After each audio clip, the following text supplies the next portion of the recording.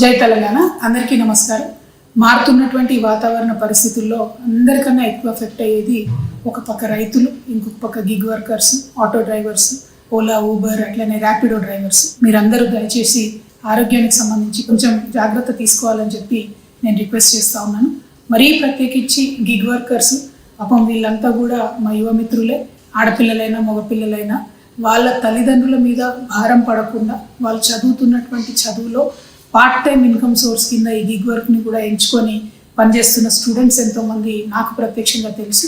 వాళ్ళందరినీ ఒకటే రిక్వెస్ట్ చేస్తున్నాను, you are the future of our country. Please be careful. ORS packets carry చేయండి, అవకాశం ఉంటే వాటర్, మజ్జిగ క్యారీ చేయండి. ఖచ్చితంగా మీ హెల్త్ని మీరు కేర్ తీసుకోండి.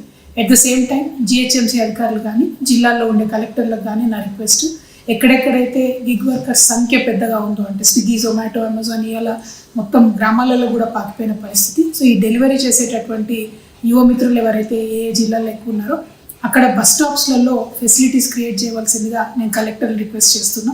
ఎస్పెషలీ జిహెచ్ఎంసీలో ఒక నిమిషం వాళ్ళు ఎక్కడన్నా ఆగి ఫోన్ మాట్లాడడమో సేదతీరడమో చేద్దామంటే అవకాశం ఉండదు. కాబట్టి గిగ్ వర్కర్స్కి ఎగ్జిస్టింగ్ సిటీ బస్ స్టాప్స్లో వాటిని లింక్ చేసి కొంత పార్కింగ్, కొంత వాళ్ళు సేదతీరడానికి జిహెచ్ఎంసీ కమిషనర్ గారు ప్రత్యేక శ్రద్ధ ఈ సమ్మర్ సీజన్ అంతా కూడా ఫినిష్ అయ్యేంత వరకు పెట్టాలి. ఆ తర్వాత కూడా పర్మనెంట్గా వాళ్ళకు బస్ స్టాప్స్లో షెల్టర్ ఇవ్వగలిగితే చాలా బాగుంటుంది.